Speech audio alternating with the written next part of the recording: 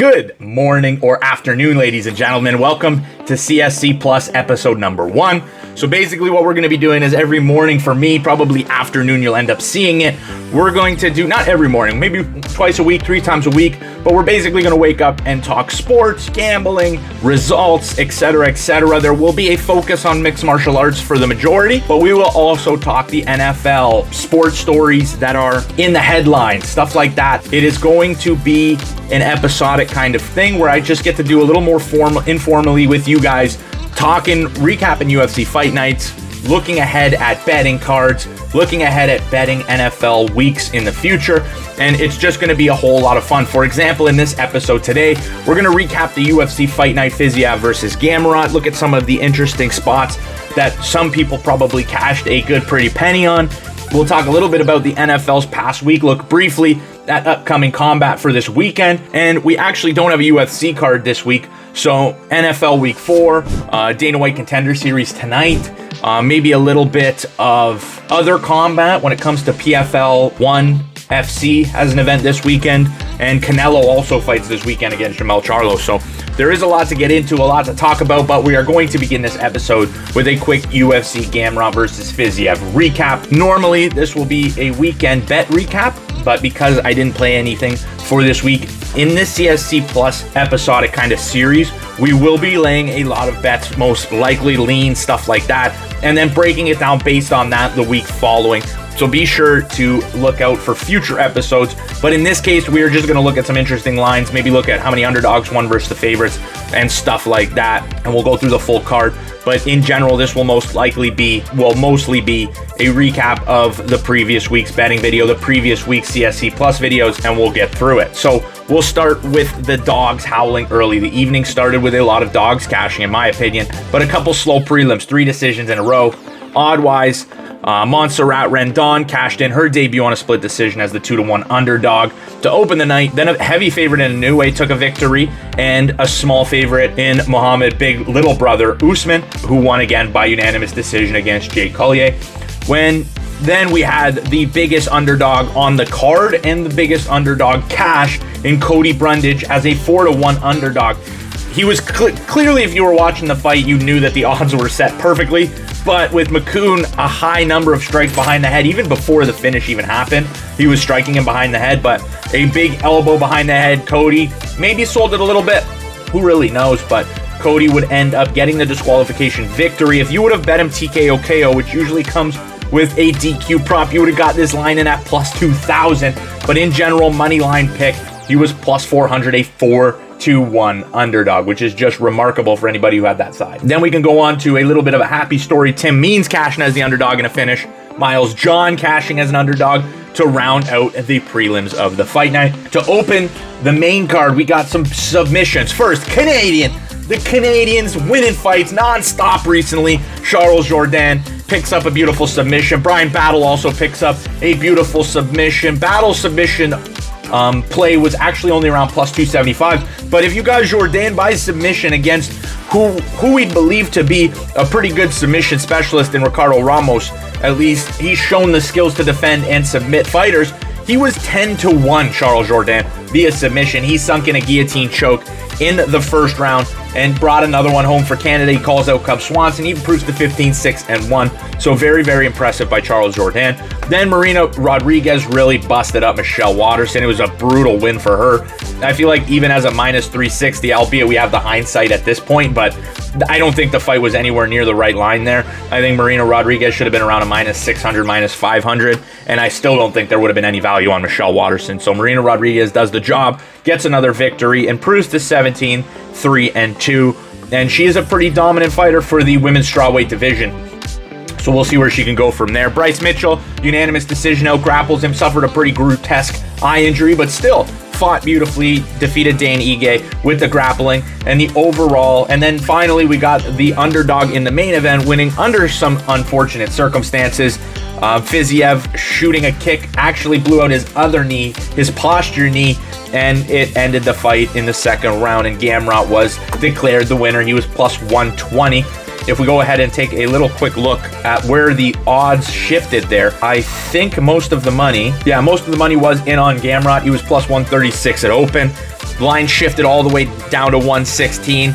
Got back up to 130, 136, and then finished at plus 119 by the close, between 119 and 125, depending on the sports book you looked at. So congratulations. Let me know in the comments if you guys made any massive plays, won any massive bets on this card. Did anybody have that Jourdain via submission prop? Did anybody have maybe the Brundage by stoppage prop? I highly doubt it. Did anybody have Brundage just to win the fight?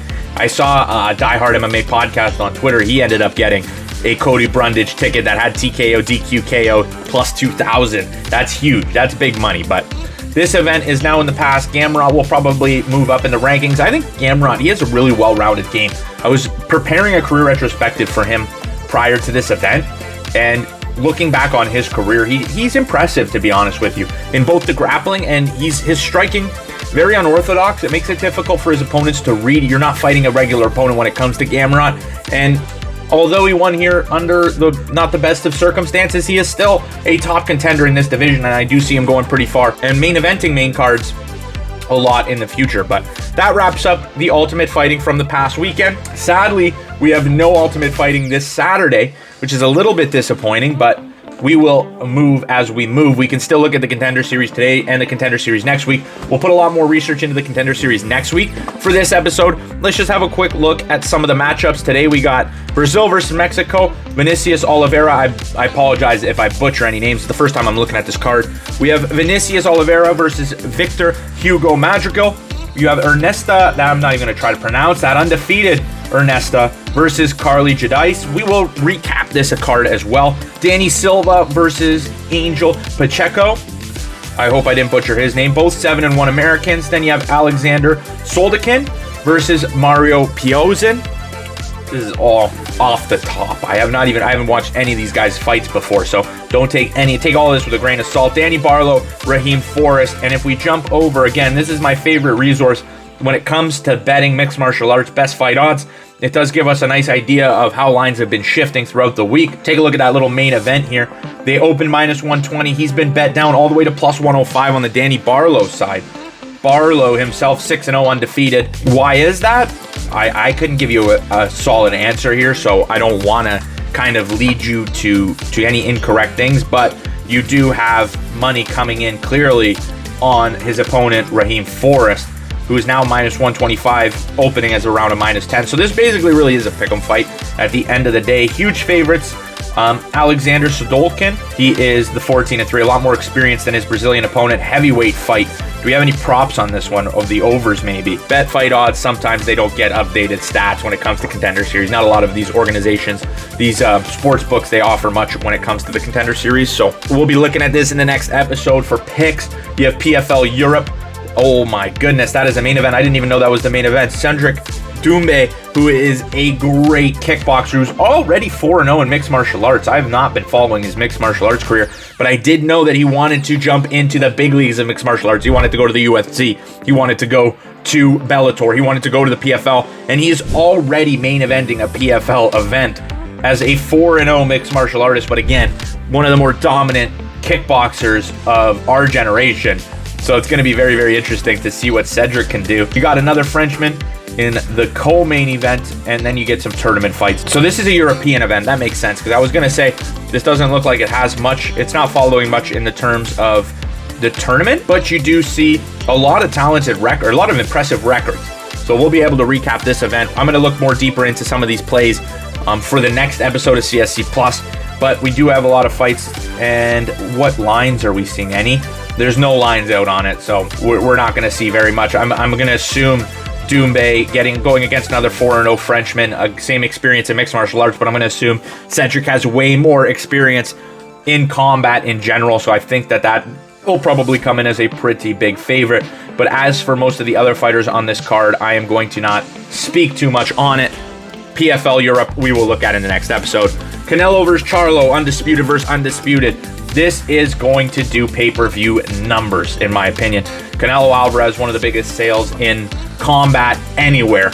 He's up there with the likes of Conor McGregor, Tyson Fury, stuff like that. He's probably bigger than all of them, to be honest, with the Mexican fan base behind him. And he's taking on American Jermell Charlo, who in his own right, dominant fighter, undisputed champion. This is a huge main event, a huge boxing card this weekend, which should fill the time should fill that excitement for me when it comes to main event fights, and that's probably why the UFC decided to skip out on this weekend. Don't want to go head-to-head with Canelo versus Charlo. I also would love to maybe get some early looks at some NFL lines here. So we will use BetStamp to have a look at the NFL lines. BetStamp is basically a program where you can go on and they will show you the best odds from across the sports books that you have and all sports books if you care to see it. But we do have a Thursday night matchup, Detroit Lions, Green Bay Packers. This divisional matchup, two teams that are actually looking pretty impressive in terms of how they're performing. Green Bay, Derek Carr goes down, Green Bay down 17-0. They tear back against Jameis Winston. Now they're going to be going up against Jared Goff and a Detroit Lion defense that looked lights out on Sunday. Detroit coming in as a little bit of a favorite. -120 is the best line according to BetStamp on PointsBet. This is on my sports books, to be fair. And then you get the +107 on North Star as the best odds. -1.5 is where they're going with the point spread. I think that's pretty safe. I believe this game is in Green Bay. The game is in Green Bay, so if I was to pick this game outside of being on the road, I probably would give, if it was at a neutral field, I'd probably say Detroit -3, Detroit -2.5. You get a couple points for Green Bay being at home in a divisional game, so the fans are going to be loud. Green Bay gets up there to +1.5. The over-under set at 45. You can get 45.5 on Bet99. That's a pretty solid number right there. I don't see both of these teams scoring a ton of points. They got good defenses. We'll see, maybe do a little bit more of a breakdown. I don't know when my next episode is going to come out. It'll probably be Thursday. So look forward to me having bets for this game on that Thursday CSC Plus episode. But we will also jump to Sunday, take a look. Atlanta, Jacksonville, and London. I'm excited to see what the broadcast is for this game. They're saying they're doing like a cartoon Nickelodeon kind of split broadcast, so I'll be interested in that. Falcons coming in +140. Jags, who looked horrendous against Houston last week, is still getting favorite money. Trevor Lawrence, I guess he drags the number higher. You also got Doug Peterson on Jacksonville. That makes sense to me. Over under 43. London games, you never know how these teams are going to come out and perform, so fair enough. Then you got the battle of the two worst teams, the two most embarrassing performances from last week, Denver versus Chicago. Chicago coming in at +145. Denver getting the favorite number here. I kind of agree there. Denver giving up 70 points, a record 70 points last week. Baltimore versus Cleveland. Another divisional matchup in Cleveland. That's probably what's shifting the number here. Ravens coming in as a slight underdog. Cleveland coming in as the slight favorite. Seeing a lot of close contested odds in these early games. But we'll go down, then we'll see the Cincinnati versus Tennessee Titans game. -130 for Cincinnati versus the +120 Tennessee Titans. Titans looked horrendous. Cincinnati picked up a win yesterday against the Rams, but didn't look that great. Burrow throwing picks. Stafford throwing picks. So close line. Could go either way in Tennessee. Slight lean Tennessee in that one, in my opinion, but Tennessee not looking great either. Miami Buffalo is maybe the game of the week for me. I'll see if I see anything else that matches that. Miami coming in as the underdog is shocking to me. Miami, who just put up 70 points. Their defense looks great. Buffalo, Josh Allen throws picks, a little bit turnover prone, so I don't see him playing a perfectly clean game, but I can see the Miami Dolphins, who without Jalen Waddle, again, put up 70 points on the Denver Broncos, who before the season started, there was some optimism for Denver with Sean Payton, and they got railroad. Miami +125. I would probably lean big that way. Even the +3 at -115 is ridiculous in my opinion. But nonetheless, we go on. Washington Commanders, Philadelphia Eagles. Washington, after the blowout against the Bills in a divisional matchup, is getting no love from the books, which kind of makes sense to me. Sam Howell came back to where Sam Howell should be in the eyes of everybody, so this line kind of makes sense to me. Probably a little bit of value on the Commanders. Again, on the road, though, do you really want to ever take them on the money line? Probably not, but a divisional game with an 8.5 point spread, I'd probably take the underdog here. Tampa Bay versus New Orleans. Again, another divisional matchup. New Orleans is favorite. New Orleans is a favorite without Derek Carr. Defense screams, if this game screams Saints defense, I guess the lines. I feel like this might be a trap. Bucks didn't look great against the Eagles yesterday, but the Eagles have a solid defense, and the Bucks could not get a run game going whatsoever. So that's tough. I'd probably lean Bucks, but again, Bucks on the road, kind of makes sense. Saints backup quarterback, or actually, who really knows? Maybe this line does incorporate. Maybe Derek Carr's going to be back. I actually haven't checked the injury report on him, so I don't really know. Vikings, Panthers. Vikings getting -172 love. Carolina Panthers. Carolina's my team. I don't want to talk down on them, but they are showing nothing in these past 3 weeks. Andy Dalton came in and actually moved the ball a little bit compared to Bryce Young, who's still trying to learn his system. I think Carolina should tank for Caleb Williams and trade Bryce Young immediately, but that's just me. -172 probably isn't even enough here. -3.5 probably isn't even enough here. Carolina kind of sucks, and they're my team. So let's move on. Rams, Colts. Rams getting underdog number against the Colts. I wonder if Richardson's going to be back for this game. Even with Gardner Minshew, they were able to defeat the Ravens, but the Ravens' offense looked completely out of whack in that game. So -114. This is a really close game. Pick 'em. Matt Stafford loves throwing picks, so makes sense to me why this game is so close. Pittsburgh, Houston. Pittsburgh Steelers.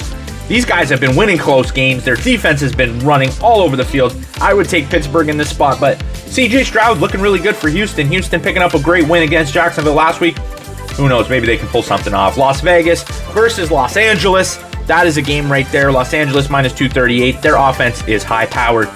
The Raiders are going to struggle in that game, in my opinion, but Raiders fans are going to be out and about, so it'll probably end up being a Raiders home game, but I still see the Chargers picking up that win. -238 might be a little bit wide, but still, my opinion, good line.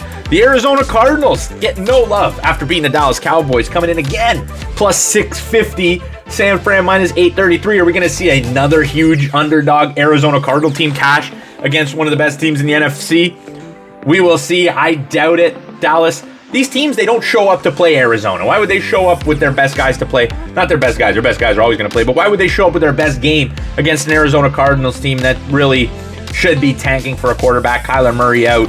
They're playing with Dobbs. Dobbs looks great. Dobbs is earning himself maybe a starting role on another team, or maybe a backup role for sure, and definitely a backup role for another team, but we'll see where the Cardinals do end up going at +650. Then the Patriots, Cowboys still getting -285.